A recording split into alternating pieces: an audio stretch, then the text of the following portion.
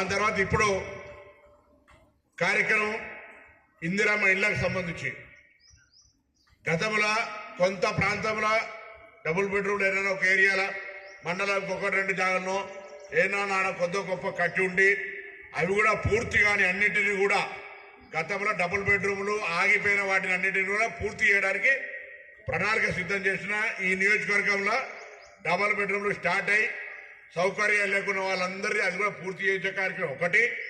కొత్తగా ఇందిరమ్మ ఇళ్లకు సంబంధించి ఈ నియోజకవర్గానికి మొదటి దశ 3,500 వచ్చినాయి. ఇంకా కొద్దిగా ఎక్కువ తీసుకురావడానికి ప్రయత్నం చేస్తాం. 160 గ్రామాలు, మున్సిపల్ 20 వార్డులు ఉన్నాయి. జనాభా ప్రాతిపదికన అన్ని గ్రామాలకు ఇందిరమ్మ ఇళ్ళు వస్తాయి. అర్హత పూర్తిగా నిరుపేదలైన ఉన్నటువంటి వాళ్ళను మీ ముందర చదివి వినిపించిన తర్వాతనే ఎంపిక ప్రక్రియ చేస్తాం. ఎక్కడ కూడా ఇబ్బంది లేదు. అందులో 5 లక్షల ఇందిరమ్మ ఇళ్ళు, ఎస్సీలకు 6 లక్షల రూపాయలు ఆ విధంగా ఇచ్చే కార్యక్రమం కూడా ఎక్కడ ఇబ్బంది రాకుండా ఉంటుంది. ఎక్కడ బాధ్యత మాది. రేషన్ కార్డులు 10 సంవత్సరాల రేషన్ కార్డులో కొద్దిగా ఇబ్బంది అయింది. పుట్టిన బిడ్డ పెరిగి లేదా కుటుంబాలు వేరుపడి ఈ ఇంటి బిడ్డ ఆ ఇంటి కోడలై మార్పులు చేర్పులకు చాలా ఇబ్బంది రకమైన పరిస్థితి ఉండే. ఇప్పుడు ప్రభుత్వం అర్హత ఉన్న ప్రతి ఒక్కరికి రేషన్ కార్డు ఇవ్వాలని, మార్పులు చేర్పులు ఒకరోజుకొరికే పరిమితం కాదు, నిరంతరంగా. సపోజ్ ఈ ఇంటి బిడ్డ వేరే ఇంటి కోడలైతే ఇక్కడ నుంచి కార్డు వాళ్ళ ఇంటి పేరు మీద మార్చుకోవడానికి, అక్కడి నుంచి ఇక్కడికి వస్తే ఇక్కడికి మార్చుకోవడానికి, చనిపోయినవి తొలగించడానికి సాఫ్ట్వేర్ తీసుకొచ్చి ఎటువంటి జాప్యం లేకుండా చేసే కార్యక్రమం జరుగుతూ ఉన్నది. సో వాస్తవంగా 2 లక్షల రూపాయల రుణమాఫీకి సంబంధించి కూడా మేము చెప్పింది 2 లక్షల లోపల, కానీ 2 లక్షల పై వాళ్ళు కూడా చాలా మంది ప్రభుత్వాన్ని అడగడము, ఆ అడిగేటువంటి అంశం గౌరవ ముఖ్యమంత్రి గారి దగ్గర దాకా చేరడము, శాసనసభ్యులందరూ కూడా ఇట్లా 2 లక్షల పై వాళ్ళకి రావాలి ఇవ్వాలి అనే ఆలోచనతో మాట్లాడడంతో 2 లక్షల లోపల ఉన్న వాళ్ళందరికీ మేము నిధులు వెంటనే, కొంతమందికి ఇంకెవరికైనా రాకపోయి ఉంటే కూడా దయచేసి వాటి వివరాలు కూడా ఇవ్వండి.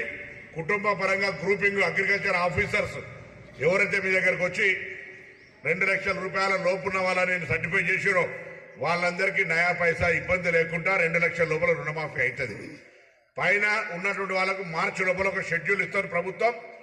ఆ పైన 50,000 లక్ష కట్టి మిమ్మల్ని రుణ విముక్తులు చేయాలి కాబట్టి అవి కట్టించుకొని ఆ మిగతా డబ్బును మీకు జమ చేసే విధంగా చర్యలు తీసుకోబడతా ఉన్నాయి, కొద్దిగా కలుగుతా ఉన్నాయి. కాబట్టి దయచేసి వేరే రాష్ట్రంలో అన్ని నియోజకవర్గాలు ఎట్లున్నా ఇక్కడికి సంబంధించి ప్రతిపక్షాలకు కూడా కోరుతా ఉన్నా, ఎవరైనా ఎక్కడైనా అర్హత కలిగిన వాళ్ళు తప్పిపోతే దయచేసి ప్రభుత్వ అధికారి దృష్టికి కానీ లేదా ఎన్నికల వరకే రాజకీయాలు కాబట్టి ఎన్నికల తర్వాత శాసనసభ్యుడిగా నా దృష్టికి తెచ్చిన ఈ చెప్పిన అంశాలన్నింటికి సంబంధించి పరిష్కారం చేసే బాధ్యత, దానికి సంబంధించి అటువంటి అర్హులైన వాళ్ళందరికీ ఆ పథకాన్ని ఇప్పించే బాధ్యత నాది, ఈ ప్రభుత్వంది.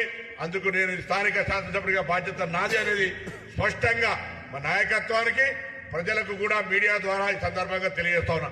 దయచేసి ఆందోళన అవసరం లే, నిలదీసి గొడవాడే అవసరం లే. ఎవరైనా నేనేమంటున్నా, రాజకీయ పార్టీగా ఒకవేళ చెప్పడం ఇబ్బంది అయితే అధికారికి చెప్పండి. నేను అధికారులను కోరుతా ఉన్నా, ఎవరు పార్టీకి సంబంధం లే, వాళ్ళకు న్యాయంగా ఇది కావాలని అడుగుతా ఉన్నారు, అర్హత ఉన్నదంటే కాగితం తీసుకొని దాన్ని పరిశీలించండి. నేను మంత్రిగా ఒకరికి రేషన్ కార్డు ఇవ్వడమో లేదా ఇందిరమ్మలు ఇవ్వడమో అంటూ ఉండదు. నేను ఎవరికి రేషన్ కార్డు ఆపడమో ఇందిరమ్మలు ఆపడమో కూడా ఉండదు. న్యాయపరంగా ప్రజల ముందర లిస్టు పెట్టి అర్హత గల వాళ్ళందరికీ ఇచ్చే కార్యక్రమం చేస్తా. కొద్దిగా సంఖ్య ఎక్కువైతుంది కావచ్చు, సంఖ్య ఎక్కువ సంఖ్య. నేనేం చెప్తా అంటే ఎప్పుడు కానీ సమాజం మనకు ఓల్డ్ సిస్టంలో సామధాన భేద దండ.